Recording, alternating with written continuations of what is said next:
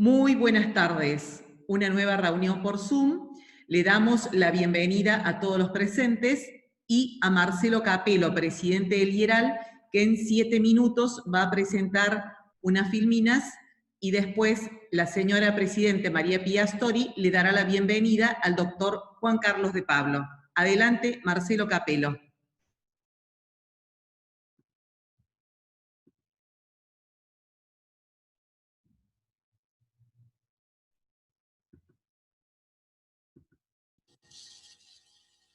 Miriam, ¿se escucha? Perfecto. Bueno, hola a todos. Vamos a aprovechar 5 minutos para pasar un resumen de la coyuntura del IERAL de la semana pasada, que fue un análisis sobre las cuentas fiscales del gobierno nacional. Sabemos que están empeorando por los programas que se llevan a cabo por el coronavirus, pero obviamente hay que seguirlo de cerca. ¿Qué pasa con el déficit? ¿Qué pasa con los préstamos del Banco Central al Tesoro? Ahí tienen en pantalla lo que pasó en marzo de este año con las cuentas fiscales, es el resultado primario antes de pagar intereses, y ven ahí a la derecha la barra azul, que en marzo del 2020 hubo un déficit de 124.000 millones de pesos, similar al que había en marzo del 2015 o marzo del 2016. En el 17, el 18 y el 19 el déficit había bajado sustancialmente. O sea, primera imagen es el déficit de este año está volviendo a ser similar al del 2015-2016, al menos en marzo.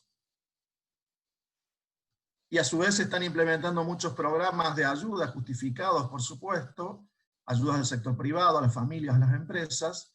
Ahí tienen 2 escenarios para este año. En el primero, el gasto fiscal más el paquete de préstamos serían de 4,8% del PIB.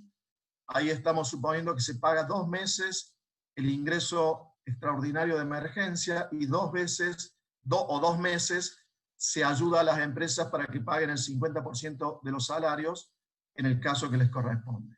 Y en el escenario 2 suponemos que durante 3 meses se paga ese ingreso extraordinario y los salarios a las empresas. En este caso, el costo del paquete fiscal más financiero de préstamos sería de 5,5 puntos del PIB.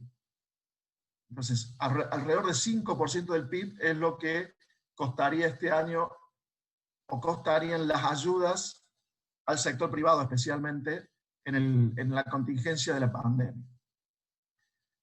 De modo que en el IERAL estimamos cuál puede ser el déficit primario en el total del año. Por supuesto, para eso tenemos una proyección de la recaudación y esos 2 escenarios de gasto público, y nos queda, como pueden ver acá a la derecha, que el déficit primario se podría ubicar entre 4,7% del PIB o 6,4% del PIB. En el escenario 2, donde el Estado durante 3 meses seguidos complementa los ingresos de las familias y los salarios de los trabajadores en las empresas. Comparando para atrás, verían que sería un déficit primario bastante superior a cualquier año previo. Por ejemplo, acá tienen en el año 2015 y en el 2016, el déficit primario fue de cerca de 4% del PIB, y ahora se ubicaría entre 4,7 y 6,4% del PIB. Si quieren una perspectiva a más largo plazo, el déficit primario de este año solamente va a ser superado por muy pocos años, en los últimos 60 años, como por ejemplo en el 1975, el año de Rodrigazo, donde hubo un déficit primario cercano al 6% del PIB. O sea que estamos hablando de números importantes que llevan, ya como última filmina, a una financiación de ese gasto público en gran medida con emisión de dinero, o sea, con adelantos del Banco Central al Tesoro o con transferencia de utilidades del Banco Central al Tesoro, que como todo ese déficit se va a monetizar, esa emisión, por ende, solo para prestarle al Tesoro estaría en el orden del 4,7 al 6,4% del PIB, y lo comparamos contra ayudas del Banco Central en años anteriores y lo supera largamente. Por ejemplo, en el 2014, la ayuda en pesos del Banco Central fue equivalente a 3,2% del PIB. Lo vamos a superar ahora este año en gran medida. Acá estaría faltando la ayuda o los aportes en dólares que le hace el Banco Central al Tesoro para pagar deuda.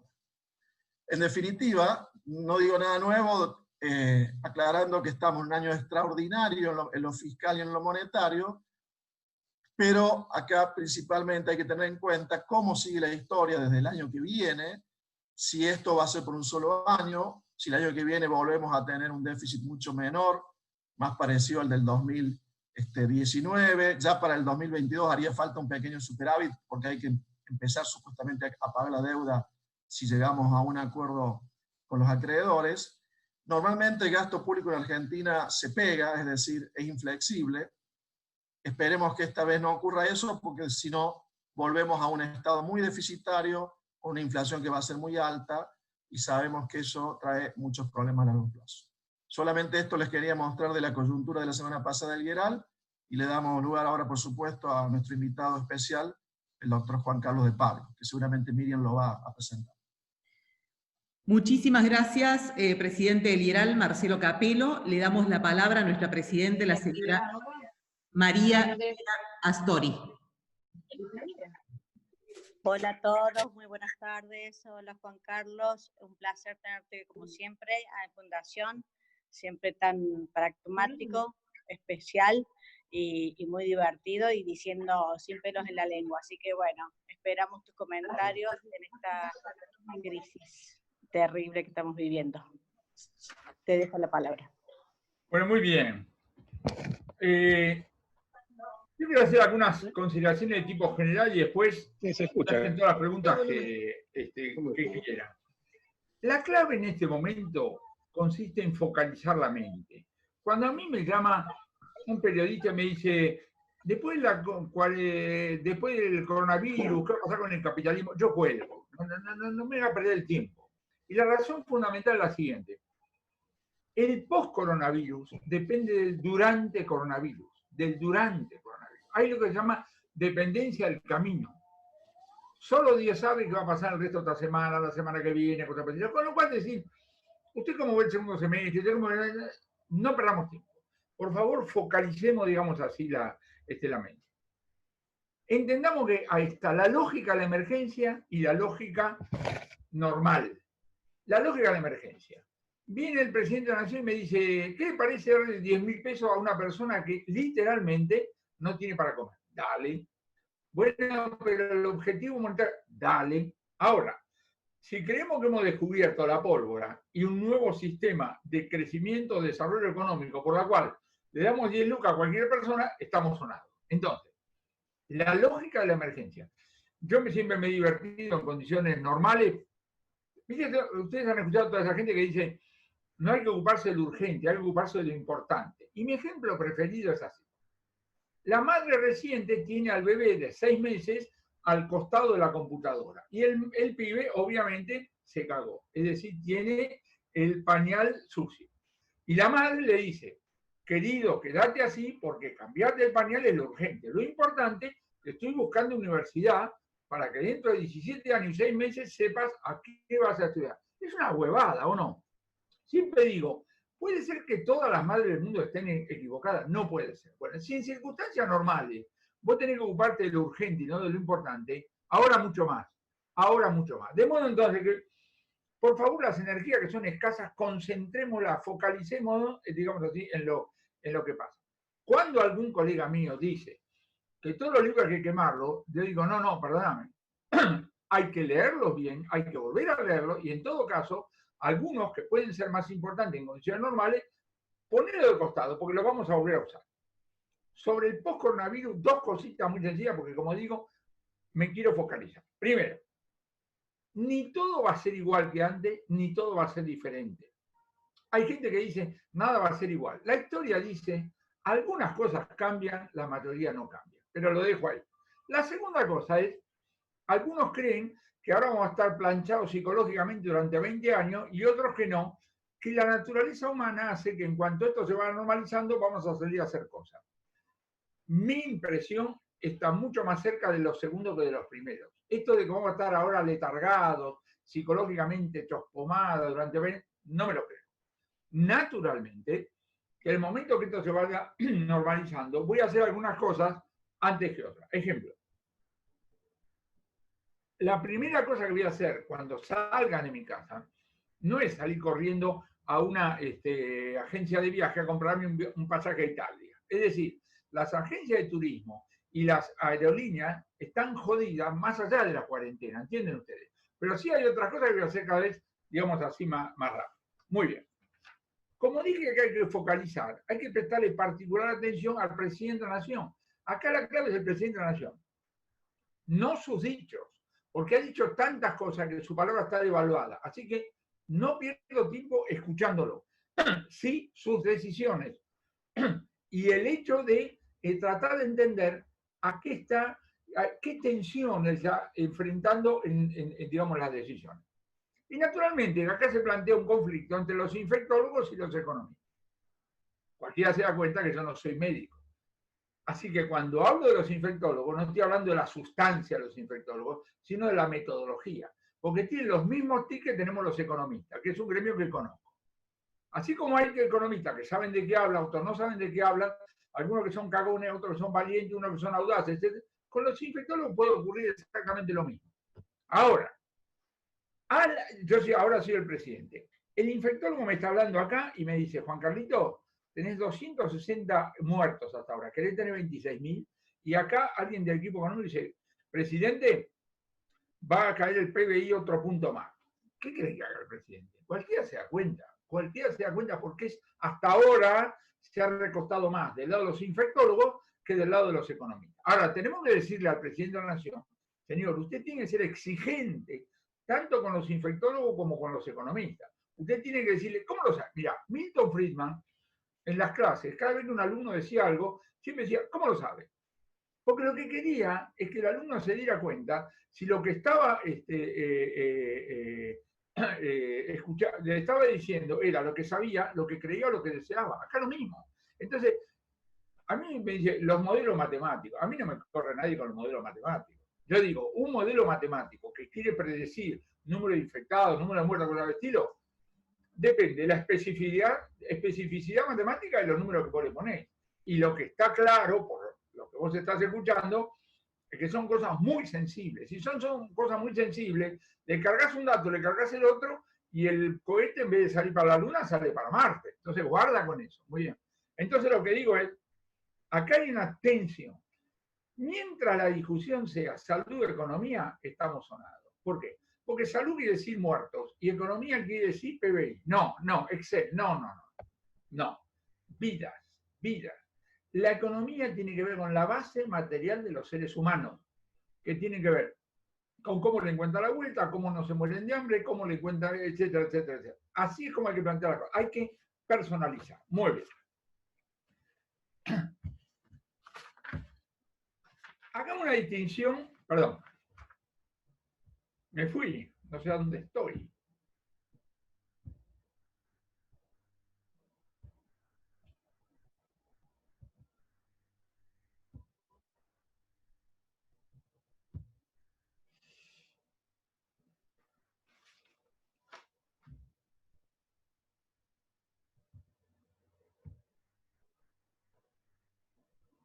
Discúlpeme, ¿estoy de vuelta? ¿Sí? Ok. Hagamos una distinción entre las acciones y las prevenciones. Las acciones. Vos tomás una decisión, subsidio, no subsidio, hecho, tomo, y después están las prevenciones. Vamos a las dos cosas fundamentales. Vamos a las decisiones. Hay decisiones del sector privado y decisiones del sector público.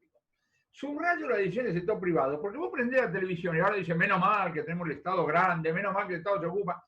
Nosotros tenemos que rescatar que la realidad está básicamente determinada por las decisiones que tomamos los seres humanos, que nos levantamos todos los días a ver cómo le encontramos la vuelta. No necesitamos a un Estado para que al final de cada mes se reúnan los dueños de las empresas, los asalariados, los representantes, que yo digan, estos son los mangos que hay. A ver qué hacemos con esto. No necesitamos la tutela, porque si no, esto es una fantasía que los empresarios van a echar al 30% del personal o cosas por el estilo, que gozan haciendo ese tipo de cosas, que los propietarios de los inmuebles van a rajar a los inquilinos porque no pagan, ¿entienden? Hay que rescatar esa fuerza que tenemos en el sector privado, estas ganas que tenemos de encontrar la vuelta. El tipo que tiene una fábrica que produce esto, pero también se puede reconvertir, el que inventó el delivery. Mira, a 3 cuadras de mi casa, para allá, tengo Pizza Cero. Y acá Tabax, 2 lugares recontra cacas, que en condiciones normales no tenían delivery. Ahora saben lo que tienen, delivery. El otro día mi mujer pidió un solo cortado, y vinieron y le trajeron un solo cortado. ¿Cómo se llama eso? La lucha por la vida. Y cada una de las personas que nos está escuchando tiene anécdota para darme a mí de cómo todos los malabarismos, digamos, que hizo. Entonces, subrayemos bien que acá hay enorme iniciativa del sector privado para una cosa elemental, que es cómo le montamos la vuelta. Junto con eso están las decisiones del sector público. En las decisiones del sector público hay algunas que ayudan y otras que son parte del problema. Voy a un ejemplo. La última vez que el presidente de la Nación habló de la extensión de la cuarentena, dijo: hay algunas provincias que han tenido menos casos, así que ahí vamos a habilitar que funcionen algunos sectores y también algunas profesiones liberales. Muy bien. ¿Por qué? Porque evidentemente, que desde el punto de vista del coronavirus, Argentina no es una realidad homogénea, es heterogénea. Entonces me parece muy bien que haga ese tipo de cosas.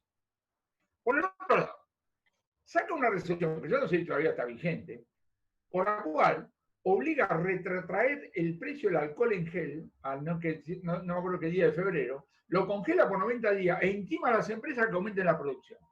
Muchachos, un alumno mío presenta este proyecto y yo lo bocho en Economía 1. Es la mejor manera de desabastecer.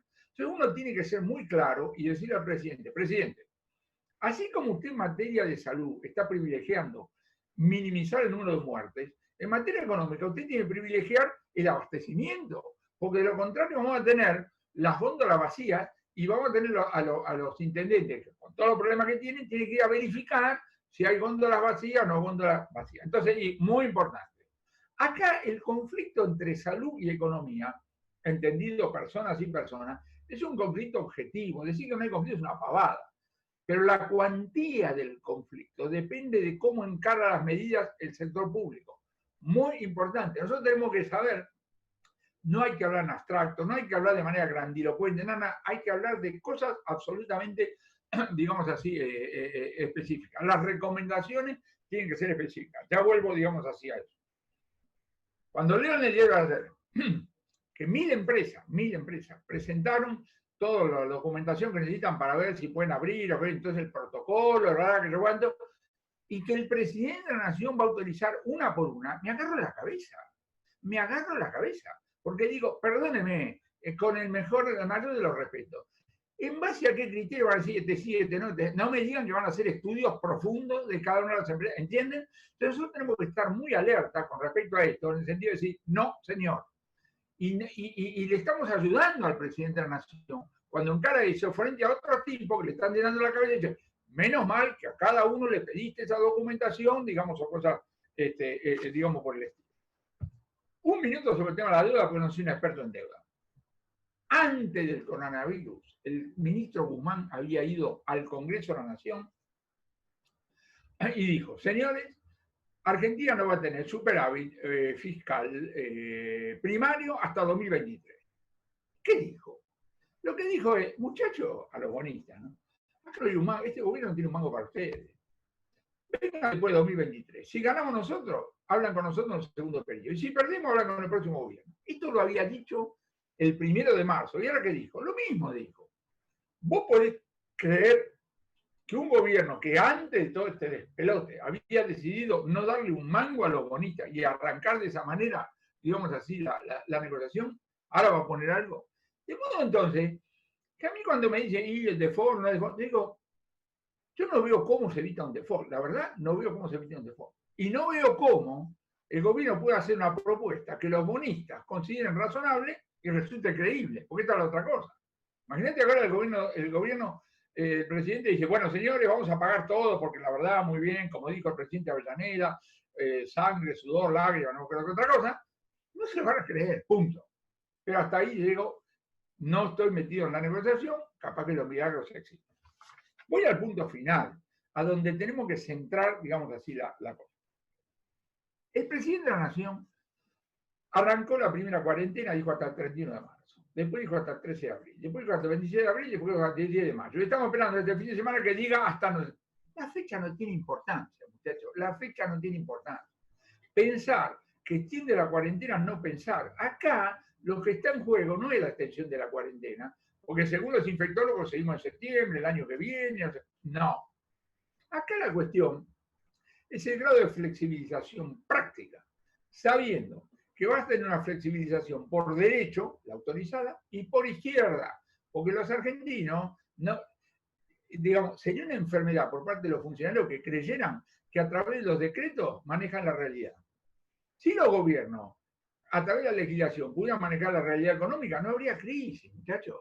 Acá tenemos un país de economía, 40% de economía informal, sabemos lo que es la cultura, que un día decimos que sí, otro día decimos que no, etc. Entonces, es muy importante en esta dinámica que estamos, digamos, transitando, mirando, por un lado, las decisiones que toma el presidente en materia de flexibilización. Por el otro lado, la vida misma. A mí me gusta decir lo siguiente. Nadie puede pretender que una persona que está en su casa cumpliendo la cuarentena y se queda sin ahorros y se queda y no tiene posibilidad y se queda sin hambre, se va a quedar adentro y se va a morir. Y después la municipalidad va a retirar los cadáveres. Es no pensar, es no pensar. Esa persona sale a la calle a hacer algo, sale a la calle a hacer algo. Y a medida que pasa el tiempo, más gente está en esa situación, con lo cual el gobierno, desde ese punto de vista, la política económica la tiene en contra. Pero yo hoy, ¿qué es lo que observo? Cuando yo escucho, digamos así, a los funcionarios, da la impresión de que tuvieron un tiempo fenomenal, de que estamos todos pasivamente esperando que se digne a ver si nos dejan salir a la calle, abrir el kiosco, hacer la transferencia, cosas por el estilo, y la realidad dice que no es así. La realidad dice que es una mezcla de algunas cosas a las cuales se las va a seguir prestando atención y otras cosas que van a ser desbordes. No tengo cómo saberlo, no estoy haciendo ninguna recomendación, es simplemente una observación empírica, digamos así, elemental. De modo entonces, para ir cerrando y empezamos la parte de preguntas, que lo que tengo para decir es, estemos atentos al accionar del sector público, hagamos todo lo posible en la medida individual, si alguno tiene chance, o institucional, cosas por el estilo, para acercarle al gobierno propuestas concretas. Acá hay que decirle, señor, que las farmacias abren los lunes y las peluquerías los martes, y el otro a las 3 de la tarde, y digo una cosa. Fíjense ustedes lo siguiente, ayer yo estaba viendo un programa de televisión, y el jefe del gobierno de la Ciudad de Buenos Aires dice que hay libre estacionamiento en la Ciudad de Buenos Aires. Yo no sabía. Es más, yo dije en todos los programas de televisión, entiendo que las autoridades, preocupadas por el tema de la infección, bajen la demanda de transporte público. Una manera de bajar la demanda de transporte público es liberar el estacionamiento. Ahora resulta que ayer lo menciona. Y yo digo, perdón, ¿y a quién le avisaron? Resulta que nos enteramos porque casualmente lo dicen, ¿entienden? ¿Qué quiero decir con esto? Estemos atentos a lo que están haciendo. Entendamos que hay una dinámica, hay una forma argentina, digamos así, de hacer las cosas, por la cual, si el planteo del Poder Ejecutivo es demasiado estricto, demasiado poco flexible, lo que va a pasar es que vamos a tener flexibilidad de hecho, y esto va a ser, digamos, lamentablemente más complicado. Pero es así. Insisto, cierro, empezamos la parte de preguntas, focalicemos en el aquí y ahora. Los problemas que tenemos son suficientemente intensos, dramáticos y cosas por el estilo, no sabemos cuánto va a durar, etcétera, etcétera, y consiguientemente no nos distraigamos con qué vamos a hacer el año que viene, el coronavirus, cómo es el post-coronavirus o cosas por el estilo. Pregunta. Muchísimas gracias, doctor Juan Carlos de Pablo. Primera pregunta para el señor Antonio Melero, que levantó la mano. Adelante, Antonio, con su pregunta. Se prepara el señor Orlando Mefe de Yerle Automotores. Antonio Melero.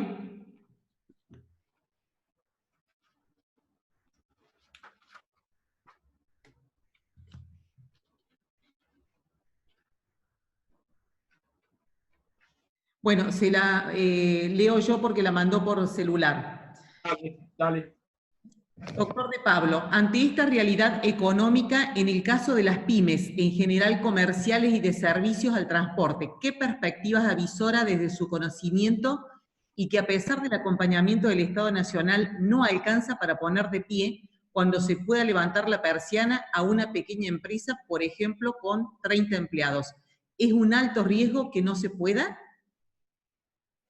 Mirá, el riesgo hay que correrlo. Yo lo entiendo al presidente que dice, bueno, vamos a ver, va a llegar un momento, mi querido amigo, vas a levantar la cortina. Cuando la alternativa a eso sea que le tengan que decir a los 30, muchachos, no tenemos para comer, no tenemos nada, vas a hacerlo.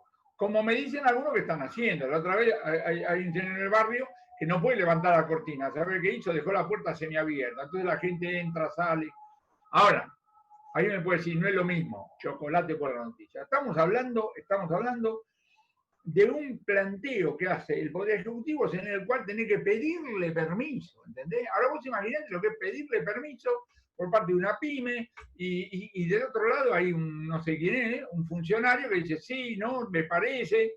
Va a llegar un momento que vas a decir, mira, yo abro, viejo.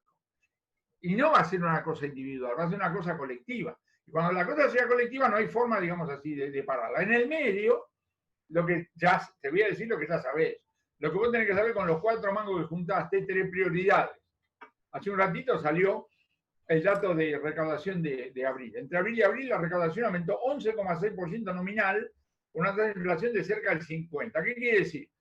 Que la prioridad que cada uno de nosotros tenemos como empresarios dice, esto, y acá abajo, pago de impuestos. Y el resultado es 11,6 puntos. Le damos la palabra al señor Orlando Mefe de Herli Automotores. Adelante, Orlando. Hola, doctor, y hola a todos. Bueno, la pregunta apunta con tanta emisión y con tanta holgura monetaria, si esto no puede llegar a terminar en algo similar a un Rodrigazo, que usted, bueno, ya lo ha vivido también. Mirá, digamos la cuestión en 2 partes. En este momento, la plata no te quema. ¿Por qué? Porque como vos no sabés, fíjate lo que acabo de contestar a la persona con la cual hablé, y lo mismo puede ser tu caso y el de los que te están escuchando. No sabés cuánto va a pasar, no sabés qué va a hacer el gobierno, no sabés nada. De manera entonces que hoy el efectivo tiene cierto atractivo en condición que no tendría. Esto quiere decir que la relación entre emisión e inflación no es que se cortó, pero no es la que ocurre en condiciones normales. Ahora bien, a medida que esto se vaya normalizando, evidentemente que vuelven las pautas normales decisorias. Donde vos te encuentres con que tenés muchos pesos, a mí me encantaría que salieras rajando a la librería más próxima y compraras mis libros, pero lamentablemente no va a ocurrir. Entonces, cada uno va a salir a la calle a comprar las cosas, digamos así, más, diversas. Con lo cual, una parte va a ser reactivación y otra parte va a ser inflación. ¿Cuánto y cuánto lo sabe Dios? Y va a depender también del planteo que haga el equipo económico en ese momento. Fíjate vos que yo te hice la distinción entre la lógica de la emergencia y la lógica posterior. ¿Por qué? Yo los escucho a los miembros del equipo económico y me da la sensación de que le da más o menos lo mismo que las empresas generen los ingresos, con los cuales pagan los gastos, porque producen, porque venden o porque reciben los subsidios. Y uno que tiene que decir, no, viejo, esto es muy diferente. Ponele que los mecanismos hubieran funcionado perfecto y te hubiera llegado la plata para que vos pagues los salarios, lo otro. Vos igual tenés que decir, no, algo va a pasar. Vos te encontraste el otro día con que, junto a la decisión de darle 10.000 pesos en abril a un conjunto de compatriotas, en mayo también. Y en junio, y también. Y vos decís, flaco, pará, tenés un problema. Esto termina en Rodrigazo, en IBEN, no tengo cómo saberlo. Ahora. Cuando alguien dice, no, esto no es inevitable, porque el Banco Central tendría que esterilizar parte del dinero que yo digo, muy bonito, pero lo quiero ver. Porque en el futuro, en el pasado, cuando vos tuviste emisiones fenomenales y no quería que fuera precio, ¿qué hiciste? Sturzenegger. Aumentaste la tasa de interés y ya sabemos cómo termina. Moraleja. No me hago muchas ilusiones acerca de lo que va a ser la forma en la cual el gobierno va a evitar ese tipo de problemas. Simplemente lo que agrego es, eso tiene que ver con el futuro. Y yo estoy tan preocupado por lo que está pasando estos días que digo, me estoy concentrando en el día a día. Muchísimas gracias. José levantó la mano, no sé quién es José porque le pedimos que se identificara, pero si estás comunicado, por favor. Adelante, José.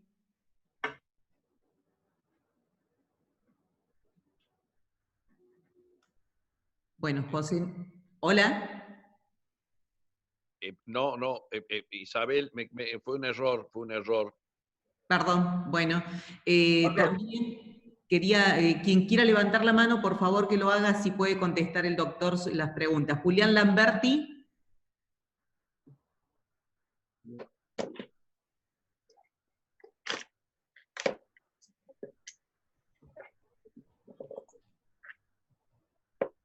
Quiera. Julián Lamberti. Miriam Fernando Truco está levantando la mano. Que hable Fernando Truco. Buenas tardes. Quería preguntarle a Juan Carlos qué le parecían las distintas iniciativas que hay, algunas formales, otras todavía en declaraciones públicas, de tratar de capear la situación que estamos viviendo con impuestos extraordinarios y salir un poco a la busca de lo que serían grandes fortunas o grandes patrimonios. Bueno, le voy a decir, la tipo es un tipo fino. Una cagada, me parece. ¿Querés que te explique? Mirá, primero desde el punto de vista técnico, vos le pones un impuesto a un stock para financiar un flujo. Segundo, cualquier legislador tiene que saber que si quiere recaudar un poquito, además la grande fortuna tiene que agarrar las no grandes fortunas, no tan, tiene que bajar la línea. Porque si vos haces un umbral muy alto, tenés dos familias nomás. Y no sabés si lo que tiene para pagar lo tiene en efectivo o tiene un castillo que no lo puede vender o cosas por el estilo. Así que por donde lo vea me parece una barbaridad. Yo no me meto en la cuestión política, pero ahora me voy a meter. Ahora, porque es indiscutible. Escuchame una cosa. La vicepresidenta de la Nación hasta ahora tenía cerrado el Senado. Y solo lo quería abrir para esto. Y frente a la presidenta, ahora vamos a ver y todas las vueltas, ¿no? Entonces, vos decís, perdóneme, con todos los problemas que tenemos, solo va a abrir el Congreso para esto. Déjenme de joder. Lo digo en latín, pues es un tipo fino. Entonces digo, es inoflayable, en este caso, meterle este condimento. Con lo cual, vos plantear la cuestión, no soy ningún experto, pero la cuestión entre la relación del presidente de la Nación y la vicepresidenta es una cosa muy clara. Es una cosa muy clara, que va a todo el tema, no solamente económico, sino también político. El tomate de los presos. Ahora resulta que nadie fue. Estamos jugando al juego del gran monete. Entonces digo, el presidente de la Nación hoy no tiene enfrente una oposición que lo quiere matar. Tiene los problemas dentro de su propia, digamos, coalición. Donde hay una relación de poder y una relación, yo me atrevería a decir hasta, si vos querés, psicológica. Vamos a poner un ejemplo. En uno de los reportajes, el presidente de la Nación, cuando le preguntaron por este impuesto, dijo, bueno, momento, la división de poderes, esto, yo no puedo poner impuestos, lo tiene que poner el Congreso. Bueno, muy bien. Un día, el señor Heller y el señor Máximo Kirchner lo fueron a ver al presidente para hablarle de esto. A mí me hubiera encantado que las fotos que salieron todos los días, que ustedes la vieron, hubiera tenido un epígrafe abajo que dijera, me dejan de joder, yo estoy muy ocupado, este es un tema del Congreso, pero ya les adelanto que si ustedes aprueban esta ley, la veto. Eso hubiera sido magnífico, como señal de decir, fenómeno, tenemos un presidente consciente de los problemas y de paso le manda un tiro por elevación al quién es quién con respecto a la vicepresidenta. No ocurrió. Bueno, es parte de lo que tenemos. Bien, perfecto. Muchas gracias. Le damos la palabra al señor Daniel Dafione de Toyota. Adelante, Daniel. Ahí está, ¿me escuchan? Sí. Sí, buenas tardes, muchas gracias. Muy interesante, como siempre, Carlos. La pregunta es un poco sobre la competitividad argentina pensando a futuro, digamos, saliendo de la coyuntura. Esta situación económica que estamos viendo ahora a futuro, ¿cómo ve la perspectiva de nuestra economía frente a un Brasil que quiere acelerar negociaciones de acuerdo de libre comercio con Corea del Sur, con Canadá, con otros países? Está acompañado por Paraguay, por Uruguay. Argentina se bajó de esas negociaciones, solo dijo que continuaba con la Unión Europea y con el EFTA, que ya se habían negociado en el gobierno de Macri. ¿Y cómo ve esta posición argentina y la posibilidad de competitividad de nuestra economía, ¿no?, a futuro? Okay. Fíjate que te dije, no me meto con el post-coronavirus, pero voy a hacer una excepción a raíz de lo que vos estás planteando, porque algunas cosas generales se pueden decir. Pensemos en el enfoque que este gobierno tenía sobre el sector externo antes del coronavirus. Después le metimos el coronavirus. La gente decía, exportar, no, mucho no se puede. Encima necesitamos plata y tenemos algo personal con el sector agropecuario. Así que a la exportación de soja encima la vamos a grabar, dale que va, etcétera, etcétera. Como no tenemos reserva concentral, como no nos prestan, entonces tenemos que ir del lado de las importaciones, vamos a pisar las importaciones, vas a tener que tener una recomendación del Papa para que te vendamos dólares a precio oficial y no sé cuánto más. Este era el planteo anterior al coronavirus, ¿ok? Ahora tenemos el coronavirus. ¿Cuál es el planteo? El mismo. El mismo. Entonces, en el medio aparece esto de decir, no, yo no soy un experto en esto, pero no me extraña, ¿entendés? Que diga, me voy de las negociaciones, me voy a esto, me voy a lo otro. Más importante que eso, o quizá tan importante como eso, es el tema de la política cambiaria. Pregunta que te tenés que hacer. ¿Qué apuro tiene este gobierno para mover el tipo de cambio oficial? ¿Qué apuro tiene? Respuesta, ninguna. Con lo cual, vos, que seguramente parte de la producción la estás exportando, estás objetivamente jodido. ¿Por qué? Porque tenés que, primero tener el problema que te compre, pero ponele que lo solucionaste, ¿no es cierto? Bueno, esperamos. Junto con eso, ¿qué tenés que decir? Señor, yo tengo que liquidar esto a 68, menos los gravámenes, no sé cuánto gravamen, y si tengo que comprar algo que no me venden en el segmento oficial, tengo que pagar 117, 120. Es decir, la operatoria de exportación desde el punto de vista del régimen cambiario, digamos así, está comprometida. A caballo de eso, cada producto tiene su propia característica. De repente los chinos dicen, no nos queremos morir de hambre, así que algunas hojas vamos a comprar. Pero eso sí, auto vamos a esperar. Cualquiera sabe, yo voy a hacer un gráfico acá, digamos, en el aire. Yo pongo acá el tiempo y acá pongo la oscilación de un bien no durable primero y durable después. Queso mantecoso. La evolución de la venta de queso mantecoso es así. La evolución de la venta de auto, licuadora, cualquier bien durable es así. En las buenas estás acá arriba, ya tengo que perforar el techo. Pero en las malas, como estaba pasando con el sector, está arriba. ¿Por qué? Una cosa muy sencilla. Yo tengo un auto, no voy a decir la marca. En condiciones normales ya lo hubiera cambiado. Hoy me parece una maravilla total. Y no solamente me ocurre a mí, le ocurre a mucha gente. Ahora, cuando esto lo superemos, que lo vamos a superar, vamos a ir todos en tropel, entre otras cosas, a cambiar autos, a hacer determinadas, digamos así, cosas. Entonces, te digo, desde el punto de vista del sector externo, el enfoque que tiene este gobierno es un enfoque muy poco cambiario, muy administrativo, muy regulado y volcado del lado de las restricciones de las importaciones. Bien, muchas gracias, doctor. Le damos la palabra al señor Julio Crivelli y se prepara Marcelo Costa del Grupo Arteche. Adelante, Julio Crivelli.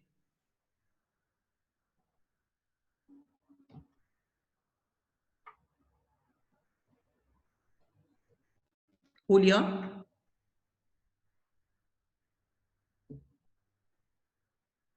No se lo escucha, Julio. Bueno. Dos preguntas. Una, ¿qué opina sobre el arreglo? ¿Cómo le va, Juan Carlos? ¿Qué dice? Sí, muy bien. ¿Qué opina sobre el arreglo de la deuda externa? Sí. ¿Cómo puede influir el probable default? Porque si se arregla, bueno, sabemos que... No se arregla, no se arregla. Bueno, por eso. No se arregla. Entonces, ¿cómo puede influir yo pienso lo mismo. ¿Cómo puede influir el probable default? Sobre el tipo de cambio le iba a preguntar, usted ya lo explicó recién. Y la caída de la demanda, digamos, en todos los órdenes, si esto no lo paran, digamos, va a haber no solamente pymes, va a haber de todo tipo de empresas que van a desarmar sus activos que no van a poder seguir. Entonces, comentarios sobre eso le quería pedir. Vamos al tema de la deuda, el impacto. El impacto sobre el sector público, nada, porque nadie le presta al sector público. Entonces, acá la cuestión es, ¿qué le pasa al resto de las vinculaciones comerciales? ¿Qué le pasa a alguien que dice, soy argentino, pero como yo soy sector privado, me seguís prestando, cosas por el estilo, o si te cobran todo al contado, o si no te va más carta de crédito, la verdad que no lo sé. Pero el impacto lo tendría que ver sobre el sector privado, no sobre el sector público. Con respecto a la segunda, hiciste un buen punto. Las pymes están jodidas y las no pymes también están jodidas. Porque eso depende. Yo tengo un cliente que fabrica un producto alimenticio, no voy a decir. Entonces el tipo está laburando a full, está con esto, está con el otro, paga la totalidad del salario, lo felicito. Y si producís alcohol en gel o haces barbijo, te felicito. Es como si vos producís parabrisas y hubo un tornado, ¿no? Entonces dice, esto es vida, claro, qué piola. Pero cualquiera se da cuenta que estamos hablando de una franja, digamos, de la población. Por eso insisto, hay que estar muy atento a cómo el planteo que hace, digamos así, el presidente, desde el punto de vista de la flexibilización. Porque acá la clave no es la cuarentena, es la flexibilización. La cuarentena ya empezó a terminar, eso decían los historiadores, ¿entendés? Ahora, si el próximo empleo dice, bueno, momentito, a González sí, pero a las 3 de la tarde, y siempre quiere ver, y flaco, ¿qué quiere? Porque, digamos otra cosa, las unidades económicas están conectadas. ¿Qué quiero decir con esto? Yo me cago de risa con el tema de los bienes esenciales, ¿no es cierto? Porque dicen, no, los bienes esenciales. Bueno, vamos a seguir el ejemplo, ¿no? Donde dice, ¿qué le parece producir alimentos? Y sí, es un bien esencial. Fenómeno. Dígame una cosa, los operarios en la fábrica de alimentos, ¿están vestidos o en bolas? No, están vestidos. Entonces el textil es esencial. Y si te sigo así, te recorro eso que Leontief denominaba la matriz de insumos productos, te recorro todo. No voy a cometer la tontería de decir que todos los bienes tienen el mismo grado de esencialidad. Pero lo que digo es, una vez que vos abrís la tranquera, vos tenés que saber que eso es así. No me chupo el dedo. Cualquiera se da cuenta que en la medida que vos flexibilices, vas a tener más gente en la calle, más gente en los subtes, y vas a aumentar la cantidad de infectados y probablemente la cantidad de muertos. Pero es que la realidad es jodida por donde la veas. Si vos decís, lo único, yo hace un ratito estaba escuchando a un cardiólogo, y el cardiólogo decía una cosa elemental. Decía, yo puedo programar una operación, lo que no puedo es postergarla. Entonces, algunas de las postergaciones van a generar muertos por razones cardíacas. Entonces, no tenemos que minimizar el número de muertos del coronavirus, el número de muertos en todo caso, y que los propios médicos digan cuál es el conflicto que vos tenés entre la enfermedad y morir, digamos, por la otra. Pero bien, de la deuda, yo te digo, viste, todo el mundo quiere ser políticamente correcto, entonces en la televisión, digámoslo de una buena vez, la verdad, no hay ninguna posibilidad de que no entres en default, a menos que esta circunstancia sea tan peculiar que alguno bonita dice, bueno, dámelo, qué sé yo, quiero ver, pero la verdad, estoy esperando un milagro. ¿Qué más? Siguiente pregunta, le damos la palabra al señor Marcelo Costa, del grupo Arteche. Se prepara el señor Andrés Laorden. Adelante, Marcelo. Buenas tardes a todos, mucho gusto, doctor De Pablo. Me interesaría conocer en el conjunto de economistas que usted se reúne, inclusive, bueno, usted mismo, si detecta algún nivel de apertura en el presidente o en el equipo económico de él en escuchar ideas en línea con lo que usted expresa. No te puedo decir porque yo no hablo con ninguno de los miembros del equipo económico. Tengo una imagen, y la imagen que tengo es que estos muchachos son tiernitos frente a las cosas que vos necesitas. ¿Qué quiero decir con esto? No estoy hablando de la técnica, voy a hablar de la ideología, no hablando de la técnica, estoy hablando de la compostura. Yo nunca lo conocía a Federico Pinedo, pero leí buena parte de sus trabajos y aprendí un montón. Pinedo tenía una idea que según parece la había sacado del gobierno de Alvear. Él diferenciaba los ministros secretarios de los ministros consejeros. Es decir, el ministro secretario es un señor que conoce su quintita, entonces González García sabe de salud, bueno, fenómeno. El ministro consejero es un ministro que sabe de lo suyo, pero además acompaña al presidente en la función general de gobierno. ¿Qué ministro del equipo económico vos dirías hoy, este es un ministro de economía cabal? No conozco a ninguno. Ahora, vos frente a un presidente tenés que plantar. Si vos realmente crees que una cosa es importante. Ahora, si no, la mencionás. Imagínate que vos le preguntás a alguno de los ministros, ¿usted cree que la producción es importante? ¿Qué va a decir? Obvio. ¿Y usted cree y claro, qué le parece pegarle a la madre? No, muy mal. Ahora vamos a los hospitales y resulta que en la guardia hay viejas fajadas por los hijos. Entonces, ¿de qué estamos hablando? Estamos hablando de que cuando vos realmente crees que algo es importante, actuás en consecuencia. Entonces uno mira a través del accionar lo que es las ideas y en cierto modo, digamos, digamos las personalidades. Lo que estoy diciendo es de economía 1. Yo no puedo creer que los mitos no lo saben. Ahora, muchos dan la impresión de que tienen una idea por la cual no te calentes, Juan Carlito, porque tenemos los subsidios, tenemos los planes, tenemos esto, tenemos el otro, y va el ejército, y hablamos con los curas villeros, y que yo cuánto, y la vamos remando. Y vos decís, flaco, en el mejor de los casos, esto es un sustituto imperfecto, es un sustituto imperfecto. Le damos la palabra a Andrés Laorden y se prepara Alejo Rial de Peugeot Citroën Argentina. Adelante, Andrés Laorden. Buenas tardes, profesor. Mi pregunta es hacia la libertad económica. Esta situación que te digan cómo tenés que hacer las cosas, dónde y cuándo. Que te digan que tenés que tener sexo virtual, que tenés que tener dónde comprar las cosas. ¿Cómo piensa que puede llegar a pasar en el futuro? Okay. Cuando ponen un impuesto, queda para siempre. Esta situación que altera nuestra libertad económica, ¿qué piensa que puede pasar en los próximos meses? Bueno, primero hablemos de las cosas que importan. Hablemos del sexo virtual. Es grande. Escúcheme una cosa. No, pero una nota de página, lo traigo, riámonos un poquito, pero ¿sabe por qué lo traigo? Porque como si no tuviera un problema serio, tenés que aguantarte a funcionarios como si, pero este pelotudo se hace. ¿A vos te parece? Porque eso fue un funcionario de la Ciudad de Buenos Aires, que como decía Guido Di Tella, para decir pelotudez hay que poner cara inteligente, siempre decía eso, ¿no? El tipo muy serio recomendó el sexo virtual. Vos decís, pero flaco, ocupate lo tuyo y dejate de joder. Bueno, muy bien, cerramos. La preocupación que vos tenés es genuina, pero no puedo hacer nada con respecto a eso. ¿Qué quiero decir con esto? Puede ser o puede no ser. Viene una persona y me dice, a raíz de esto, terminamos en Venezuela, no tengo cómo decírselo. Ahora, se lo propone, ni siquiera se me ocurre pensar que Fernández está pensando en eso. Sobre eso tenemos que estar vigilantes. Y acá yo sí rescato una parte del periodismo. ¿Qué quiero decir con esto?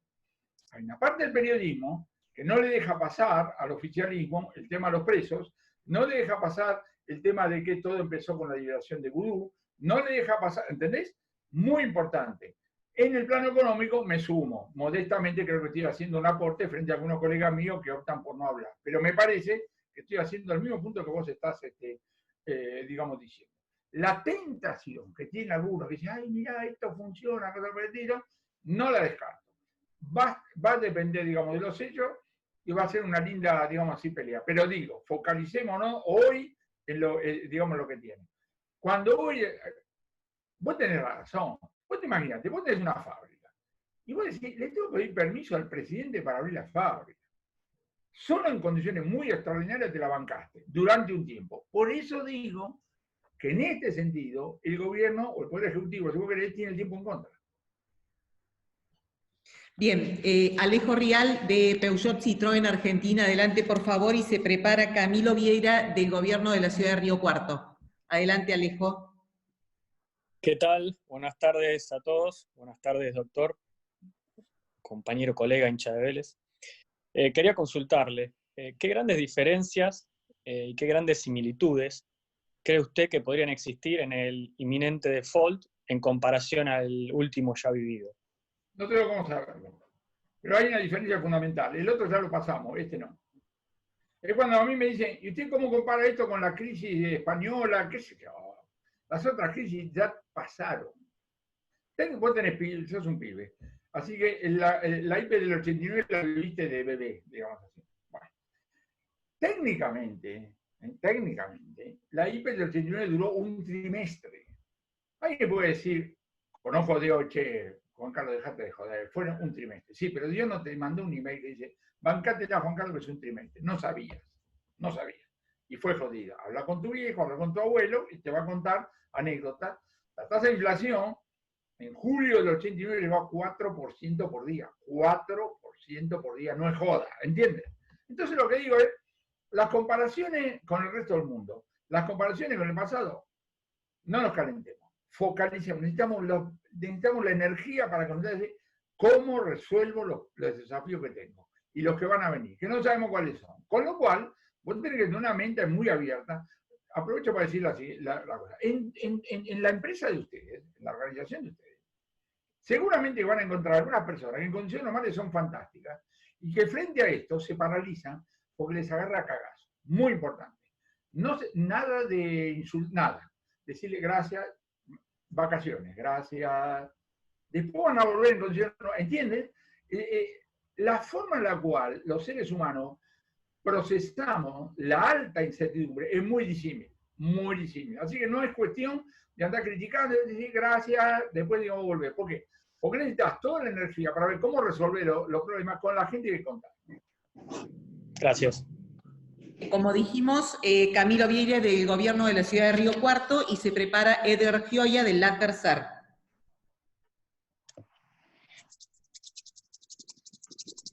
Camilo, adelante. Digo, buenas tardes, Juan Carlos. Nos toca hacer una consulta de la parte pública acá de la ciudad de Río Cuarto. Nosotros estamos viendo, por supuesto, la caída de la recaudación, por consiguiente la caída de la coparticipación. Los bolsillos de los estados están flacos. Por supuesto, en esta zona, nuestra zona es muy fuerte en todo lo que es la actividad productiva. En estos momentos se está levantando la cosecha.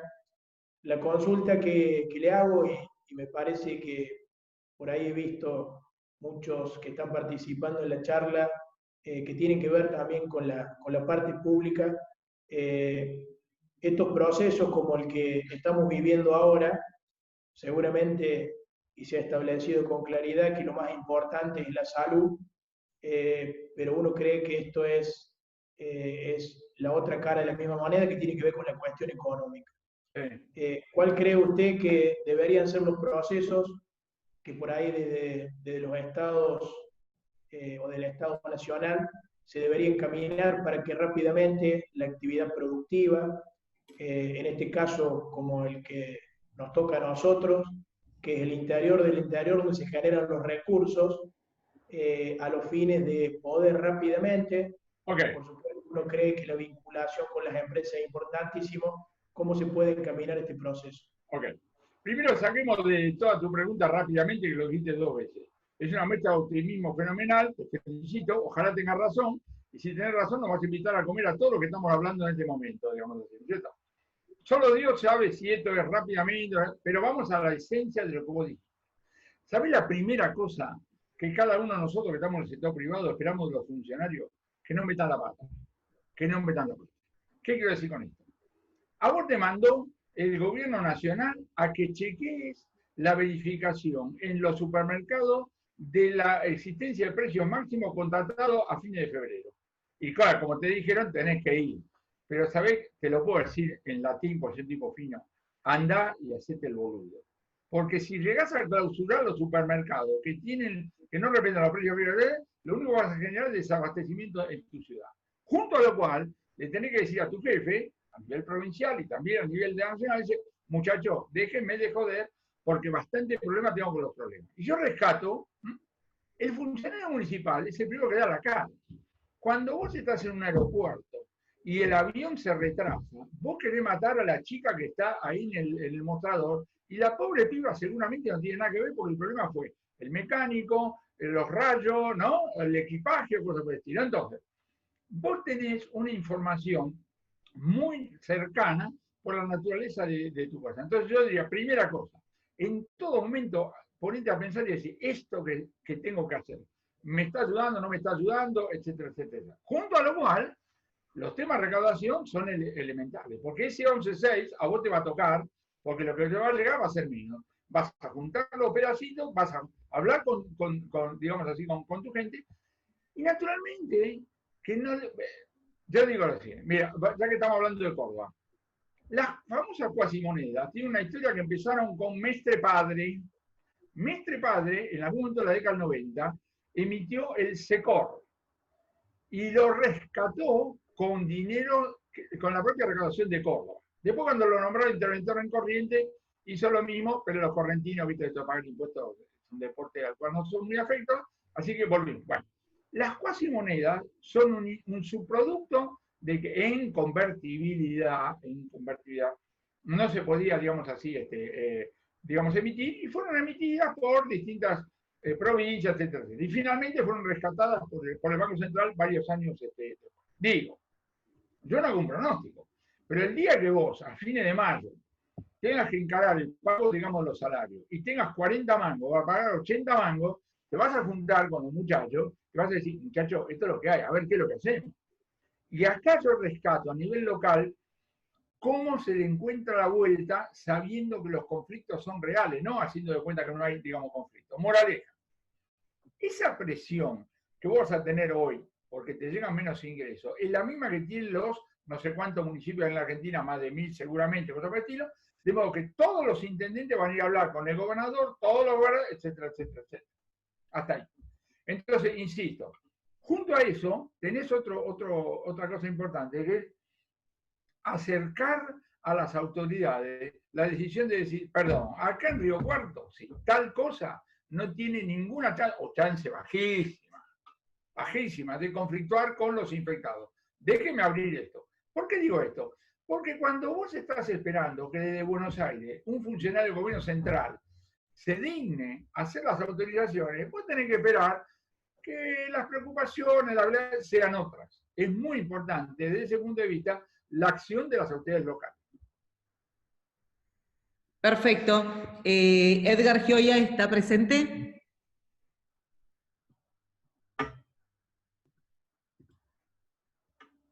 Bueno, le leo la pregunta.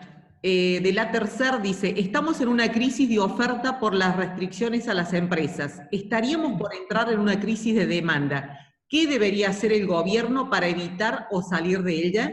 ¿Se saldría con emisión baja de impuestos? ¿Incentivar la obra pública o privada para ocupar mano de obra? ¿Qué papel debería tomar el Estado? Son varias cosas. Lo de la baja de los impuestos, olvídate. No pensaban bajar los impuestos antes de esto, ahora no lo van a bajar. No, olvídate.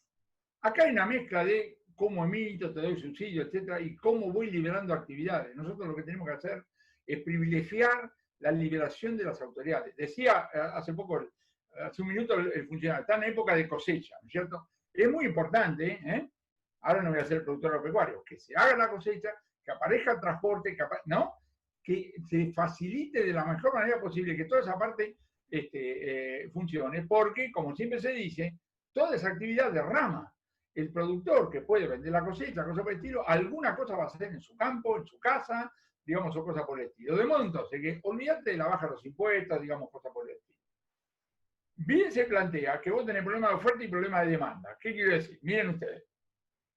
Ven la barba que tengo, ¿no? Ya soy un patriarca de la Iglesia Ortodoxa en cualquier momento. Hace más de 2 meses que no voy a la peluquería. Bueno, he descubierto lo siguiente. Yo puedo estar 3 años sin ir a la peluquería. El que necesita que yo vaya es el peluquero. Ven. Entonces, yo no tengo ningún problema de demanda, pero como la peluquería está cerrada, el problema de oferta. En el momento que abra, se verá si él tiene un problema de demanda porque yo no voy, o si era simplemente la limitación. Debe haber de todo. Acá la cuestión es cómo se avanzan los dos frentes simultáneamente. En la medida en que vaya flexibilizando lo más posible, lo más, digamos así, es posible, vas a ir disminuyendo los problemas de oferta y los problemas de demanda. Y uno tiene que empezar siempre por las cosas posibles. ¿Qué quiero decir con esto? Yo voy a la ópera del Colón con mi mujer. Es muy probable que el Colón no abra en todo el año. Es muy probable todo el año. Si alguien me dice, Juan Carlito, ¿vos querés que hable el Colón? Ya sé que no se puede, la Bombonera, ya sé. Bueno, ¿qué vamos a hacer? Digamos, vamos por lo posible, vamos por todas las actividades, los lugares, etcétera, etcétera, donde el conflicto es más pequeño. Perfecto. Le damos la palabra a Sergio Blasco y se prepara Pablo Cuantín de Vial Agro. Adelante, Sergio.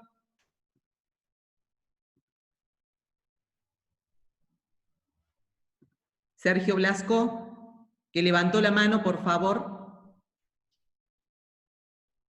Bueno, continúa Pablo Cuantín de Vial Agro. Adelante, Pablo.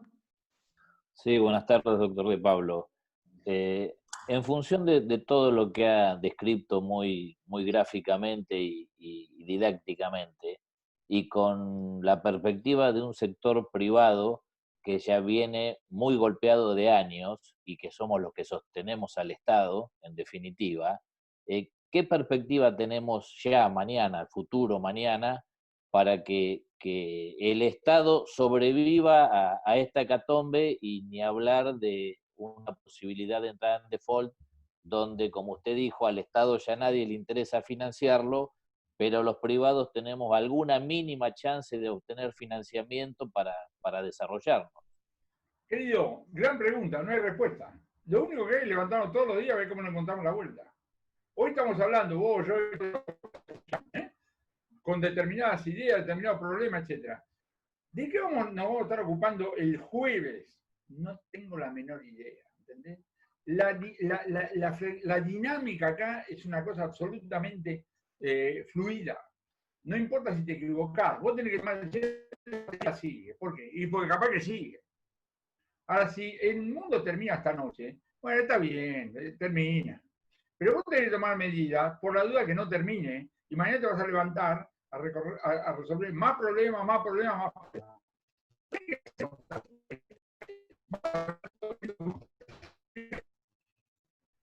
Te dice que la cuarentena es una maravilla. Ahora estamos descubriendo que la cuarentena es una maravilla, porque le damos bola a los hijos y contamos.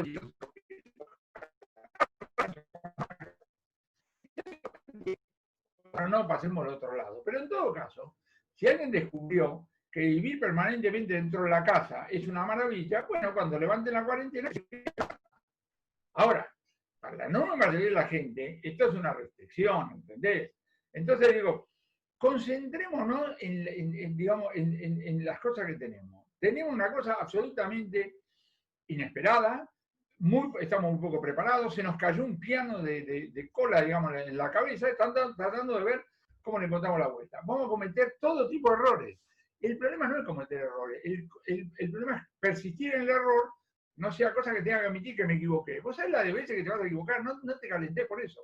Seguí, es un mensaje que se lo tenés que pasar a toda la gente que trabaja con vos, no para que diga, entonces no me calienta, no, calentate para tomar las decisiones, sabiendo que como la base decisoria es tan incierta, de repente lo que vos creés que era una buena idea termina siendo una pésima idea. Y bueno, corregirás. Santiago del Soler, y se preparan las hermanas Marcela y Silvia Escorza. Santiago del Soler, adelante, por favor. Sí. La pregunta es la siguiente. Viendo los primeros números que se mostraron de caída de recaudación, déficit fiscal, caída del PBI, etc., el Estado como está diseñado hoy, municipal, provincial y nacional, no se ve que haya una idea de ponerlo acorde a la nueva situación. ¿Por qué no se habla de ese tema? Bueno, se quiere perder el tiempo, querido. Si querés hablamos al pedo media hora y perdemos tiempo. En condiciones normales no lo lográs. ¿Y ahora? ¿Ahora qué? Nada. Ahora, vos decís que estás indignado por eso. Somos dos, yo también estoy indignado. ¿Te das cuenta? Porque vos decís, escúchame una cosa, resulta que yo tengo que hacer un ajuste tuyo, de tu gente, con el tiro, y vos viste el tema del Congreso, cuando se le quita dar un plus a los que fueron presencialmente al Congreso. Un escándalo realmente fenomenal, ¿no es cierto? Y alguien dijo, bueno, no, el 70% del personal del Congreso está trabajando, pero de manera remota. Me dejan de joder. Es un chiste de mal gusto. Esto de que vos tenés a los no sé cuántos mil empleados trabajando como locos para asistir a sesiones que no existen. Déjenme de joder. Punto. De modo entonces que si vos querés, digamos, darte manija con esto, hacé lo que quieras. Pero desde el punto de vista decisorio no espero nada. Marcela Escorza. Le damos la palabra a Silvia y Marcela Escorza. Por favor, adelante.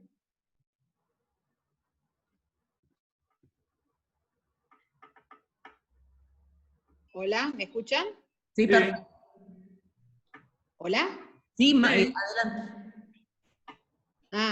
Buenas tardes, estimado Juan Carlos. Anunciaron a dos hermosas mujeres y vieron una sola. ¿Qué pasa? Estamos en distintas casas. Bueno, ¿Cómo le va? Buenas tardes. Dale. Bueno, le quería hacer un poquito de un comentario. Si bien estamos en una situación única y mundial, sentimos que estamos en un auto sin GPS, sin saber a dónde ir y sin saber a dónde nos llevan, ¿no? Sí.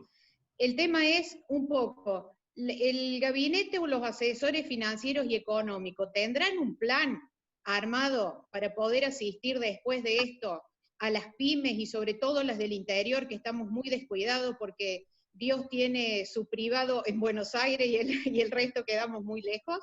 ¿Y te digo que no te suicidas hoy? No, porque no es la primera vez que pasamos, no es la primera vez que pasamos una crisis, pero esta es mundial, esa es la diferencia. Mi vieja, mi finada vieja, siempre decía que los problemas no te lleguen hasta el estómago. Ella estaba llena de problemas, pero comía como siempre, ¿entendés? Lo mismo te digo a vos, ¿qué quiere decir? ¿Tendrán un plan? No seamos pretenciosos. Tenía algunas ideas muy discutibles antes del coronavirus, y encima ahora tiene el problema del coronavirus. Y vos estás viendo el conjunto, digamos así, de medidas. Lo que uno, desde el punto de vista del sector privado, tiene que insistir con algunas cosas elementales. Cuando yo digo, señor, le digo al funcionario, no es lo mismo que la empresa esté abierta a que usted me mande un cheque para pagar algunas cosas. No es lo mismo. ¿Y cómo va a quedar? No tengo cómo saberlo. Vamos a ver, porque depende de cómo transitas esto, el grado de flexibilidad, etcétera. Moraleja, concentremos toda la energía que tenemos para ver cómo transitamos esto, para prepararnos, no para el mundo que viene, para los próximos despelotes, porque Argentina siempre fue así. Y no veo por qué va a cambiar. Perfecto, muchas gracias. Bien, adelante. Marcela Escorza, ¿estás allí? Bueno, se prepara Verónica Gess. Adelante, por favor, Verónica.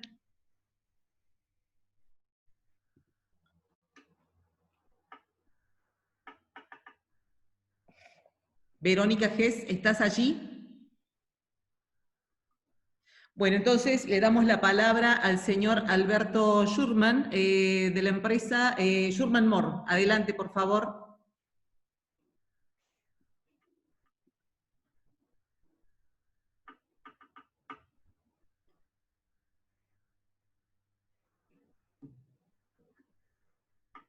No está, le damos la palabra a Guillermo Noriega. Sí, hola, ¿qué tal? Sí, doctor, volviendo al tema de la deuda, y dado que la posición de los bonistas no está tan lejos de lo que está ofreciendo el gobierno, ya que en ambos casos el gobierno estaría a 3 años casi sin pagar nada y la deuda se patearía, no sé, a 20, 30 años. La pregunta es, ¿qué beneficio tendría el gobierno en no hacer ningún arreglo? Ya que está claro que el financiamiento privado sería peor. No sé en qué le mejoraría la situación al gobierno no arreglar. No, está buena la pregunta. Y insisto, yo no soy un experto en negociación. De repente agarra y dice, bueno, te doy un cachito y si los otros aceptan, zafamos. Pero digamos, lo quiero ver. Ahora. Yo quiero ver, yo no soy un experto para decir si están cerca o tan lejos. Algunos dicen que están cerca, otros dicen, la verdad, digamos así, no lo sé. De cualquier manera digo, desde el ángulo del gobierno, yo no lo veo haciendo un replanteo significativo. Si a determinada cosa que al tenedor del título le puede servir, al gobierno no le cuesta mucho, capaz que se arregla, y ojalá que así sea. Damos la palabra a Jorge Vasconcelos. Hola Juan Carlos, ¿chas? Hola. ¿Cómo estás? Está muy relacionado con lo anterior. Alberto Fernández llegó a decir en campaña electoral que él propiciaba un arreglo de la deuda a la uruguaya. No estaba bien asesorado sobre lo que eso implicaba, pero dijo. Si hubiera un default, políticamente, ¿cómo lo ves que quedaría el presidente parado en un contexto de un gobierno en el cual sabemos que hay mucha gente que minimiza los costos de un eventual default? ¿Cómo ves la parte política vinculada a este tema? No soy un experto político, pero digo, me da la impresión que no le pasaría nada. Yo no diría que le van a... ¡Oh! ciertamente que desde el punto de vista, lo estamos viendo por parte del diálogo que tenemos con algunos de la gente de acá, que desde el punto de vista del sector privado no es lo mismo. Desde el punto de vista del sector público, en la economía es lo mismo. Y en política él va a decir, bueno, no nos entendieron, primero está el pueblo, lo va a vender de esa manera. No lo va a vender ni como una vergüenza, ni como me parece. Le damos la palabra a Rogelio Viotti. Y se prepara. Rogelio Viotti, por favor, adelante. Sí, buenas tardes, Juan Carlos. Ayer el presidente se reunió con dirigentes empresarios y gremialistas y volvió a anunciar, inclusive mencionó que enviaría el proyecto de ley del Consejo Económico Social. ¿Qué opinión tienes sobre ese consejo? No me gusta nada. ¿Qué querés que te diga? Hablemos 2 minutos y diferenciemos el pacto de la Moncloa con ese consejo. Los pactos de la Moncloa fueron firmados en España y tienen un poco después de la muerte de Franco. Tienen un costado político y un costado técnico. El costado político tiene un héroe que era Adolfo Suárez, que fue presidente, era un funcionario de segunda categoría del gobierno de Franco, en la parte de televisión, algo así. Lo nombran jefe de gobierno y tienen el enorme mérito de juntar una misma mesa de Fraga y Ibarne, de la derecha, que no debe haber costado mucho, a Santiago Carrillo, que era presidente del Partido Comunista. Es decir, junto en una mesa a todos los representantes de los partidos políticos que tenían representación parlamentaria. Es decir, fue un acuerdo político. Esa es la cáscara, no la estoy subestimando. Ahora, ¿quién escribió los pactos de la Moncloa? Los pactos de la Moncloa fueron escritos por un conjunto de economistas liderado por un señor que se llamaba Enrique Fuentes Quintana, que era funcionario del Banco Central de España, que venía de la época de Franco, y que hizo un diagnóstico crudo y que dijo, en estas circunstancias, esto es lo que hay que hacer. Y salió absolutamente ortodoxo, porque la coyuntura demandaba la ortodoxia. Entonces, acá, un pacto económico social es un pacto corporativo. Me hace más acordar el acuerdo social de Helbach y de Rucci y cosas por el estilo. Los pactos corporativos son los pactos de se juntan algunos para cagar a los otros. Es decir, los pactos acá, ¿quién defiende a los ahorristas? Nadie. ¿Quién defiende a la economía informal? Nadie, etcétera, etcétera. Fíjate que cuando el gobierno quiere discutir el tema de los salarios, agarra a la UIA y la CGT. ¿Y los demás dónde quedan? ¿Entendés? Entonces, yo no estoy esperando mucho de ese tipo de cosas.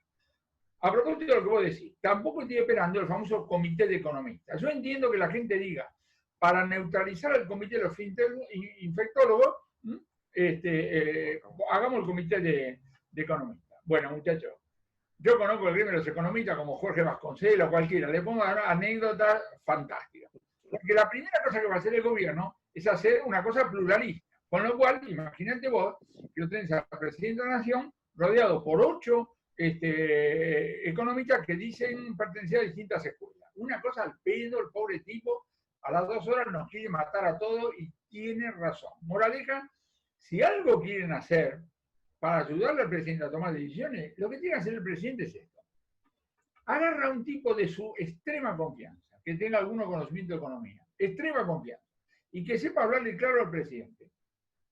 Y que esa persona tenga ascendiente intelectual frente a lo que somos los economistas. Me dice X, fenómeno. Entonces yo a X le escribo, le mando las iniciativas, le mando la propuesta, y el tipo la sistematiza y lo dice. Ahora, ¿sabes qué? Ya te digo cuánto va a durar ese tipo, 2 minutos. ¿Sabes por qué? Porque la primera cosa que le va a decir ese señor al presidente de la Nación es, Alberto, decir a los ministros que se dejen de hinchar las pelotas, congelando los alquileres, controlando los precios, haciendo ese tipo de cosas, porque la única manera de aumentar los problemas. Bien, siguiente pregunta, le damos la palabra a Grace Abdala y se prepara Gladys Rodríguez. Grace, ¿estás?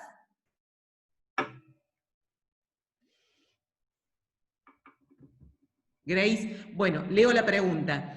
Doctor, ¿no piensa que el sector de la construcción debe ser uno de los primeros en liberarse por el efecto multiplicador de la economía? Es un sector que pienso no tiene riesgo de aglomeraciones. Depende, cálmate, te dejaste llevar por el entusiasmo. Porque el criterio con el cual alude no es el producto que fabrica, sino el tema de las aglomeraciones. Entonces, fíjate vos, que si yo entiendo bien, uno de los decretos de necesidad de urgencia que emitió Alberto Fernández ante la última conferencia tenía que ver con la liberación de la construcción en determinadas jurisdicciones. Acá la clave son las jurisdicciones, lo cual complica el problema. ¿Qué quiero decir con esto? Si vos tenés que hacer un edificio, digo cualquier cosa, en La Matanza, que la aglomeración es fuerte, vas a tener un problema. Entonces vos decís, hacer un edificio de los que no. Si le ibas a hacer en La Matanza, por alguna razón le vas a hacer en La Matanza, no vas a la Pampa de Chala. Pero lo que digo es, andá liberando por, digamos así, por jurisdicciones donde la posibilidad de contagio sea, digamos así, mínima. Bien, le damos la palabra a Gladys Rodríguez. ¿Estás presente? Leo la pregunta de Gladys Rodríguez de Trufas, de Nuevo Mundo. ¿Qué piensa, doctor, sobre la recuperación de las economías regionales de exportación y la flexibilidad que puede tener el gobierno sobre este tema? No me gusta hablar de las economías regionales, son una cosa heterogénea, digamos, cosa por el estilo. Pero sobre la exportación, ya hablé hace un ratito. Una persona que exporta hoy está complicada, porque yo no veo grandes incentivos a que el gobierno nacional mueva el tipo de cambio oficial, que es el que usa para liquidar las exportaciones, a menos que esté exportando por el contrabando, que no me voy a meter en eso. Levantaron la mano Sergio Blasco, a quien le habíamos dado la palabra, pero continúa levantando la mano. ¿Está presente, Sergio? Estoy presente, me disculpo. Estamos, digamos, dentro de la virtualidad. Justo me había llegado el pedido del supermercado, así que si ya contestó, doctor, esta pregunta, en los últimos 10 minutos estuve ausente. Dale. Siempre dentro de la primera parte de su mensaje, donde debíamos poner foco más en lo que se hace que en lo que se dice. Sí. Me refiero fundamentalmente al Poder Ejecutivo. Sí. A mi modo de ver existe un tema que no veo cómo se va a solucionar, porque si bien es difícil pronosticar el futuro, sabemos que en general todas las compañías se van a ver con una fuerte reducción en sus ingresos o en sus ventas, sí, producto de la crisis y de la pospandemia. ¿Y qué preguntás? Pregunto, hay un decreto que dice que está prohibido despedir. Sí. Por 60 días. Digo, ¿cómo se compatibiliza esto con una regla de la economía que dice que para hacer sobrevivir una compañía yo tengo que readecuar mi estructura a la cantidad de ventas posible? En el cortísimo plazo, eso lo ha resuelto bajando los salarios. La costumbre argentina, a diferencia de Estados Unidos, te voy a hablar entre un minuto de Estados Unidos, la costumbre argentina es, vos tenés un problema en la empresa, sí. ¿Sabés quiénes son los tipos que saben cuánta guita hay en la empresa más que vos? Los muchachos que trabajan en la tesorería de la empresa. Acá, dentro de una empresa no hay misterio, ¿entiendes? Entonces vos agarrás y decís, mire muchachos, esto es lo que hay. Bueno, arreglemos entre nosotros. En Estados Unidos, el sistema de seguro de desempleo funciona fenómeno. Vos en abril de repente rajaron a 20 millones de americanos. Fueron, se anotaron y ya deben estar cobrando, punto. Son dos estilos distintos, dos historias distintas, dos culturas, digamos así, distintas. Entonces ahora respondo. Cuando vos tenés que rajar porque no tenés más remedio que rajar, vas a terminar rajando. Ahora, no necesitas un decreto para darte cuenta que la última cosa que vas a hacer es rajar. Y la anteúltima cosa que vas a hacer es suspender. ¿Por qué? Porque el estómago te dice eso. Y porque además, en el caso de los rajes, cada empresa tiene su cultura, con lo cual cuando tenés que tomarlo otra vez, tenés que invertir en explicarle cómo funcionan las cosas, digamos así, en la empresa. Entonces, es un típico ejemplo donde sacar el decreto para quedar bien, no sé, o con la CGT, o no sé con quién, cosas parecidas. Cuando la cosa no da más, le entregás las llaves. Vos decís, no puedo rajar a nadie, si tome las llaves, viejo. Y ahí está. ¿Entendés? Entonces digo, las cosas... Además, ojo, vos tenés 40% de economía informal. ¿A vos te parece que los tipos que laburan en la economía informal leen los decretos? Chao. Bien. Perfecto, muchas gracias. Siguiente pregunta para el señor Willy Dietrich. Y la siguiente pregunta es de Verónica, que la voy a leer porque tiene problemas de conexión, y queda una tercera y última pregunta. Adelante, Willy Dietrich.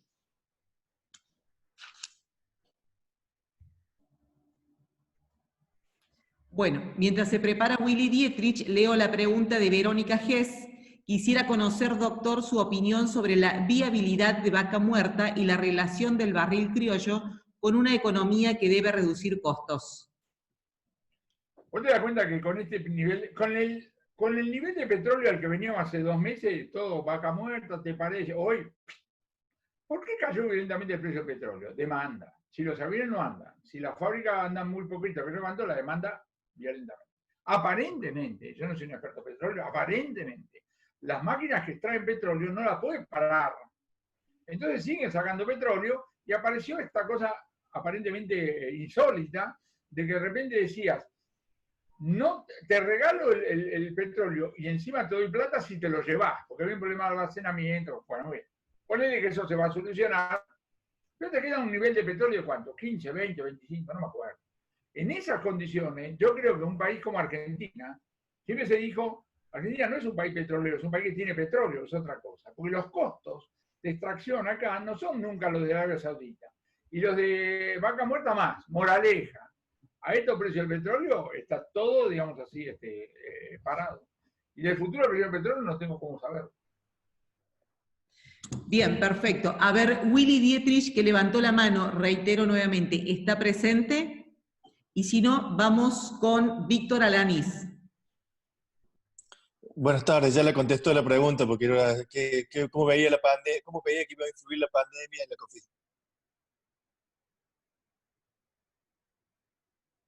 Palabra, la última pregunta, así el doctor puede continuar con su agenda de reuniones, a la señora Marcela Escorza.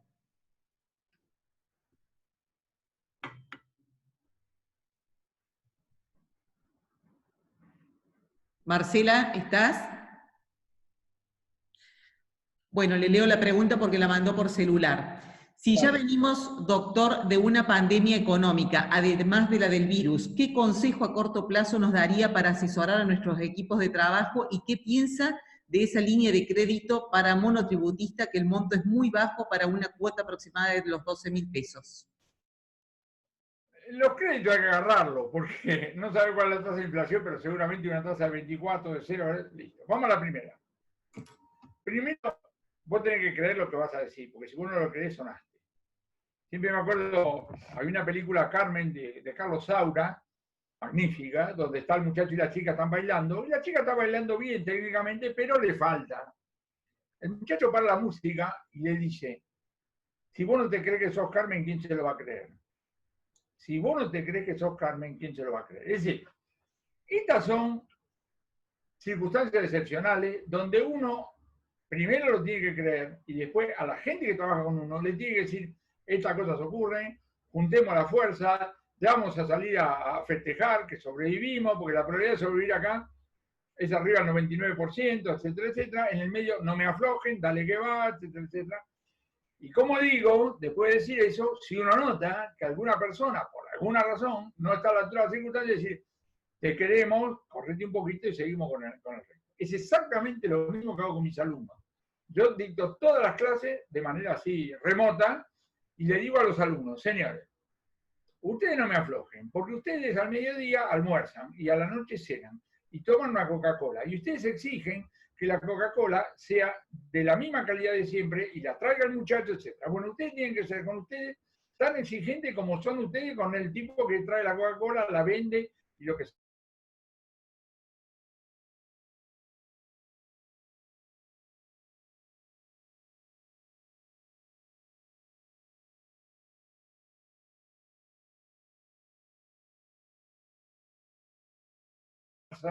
Que uno le tiene a la gente que trabaja con uno es, muchachos,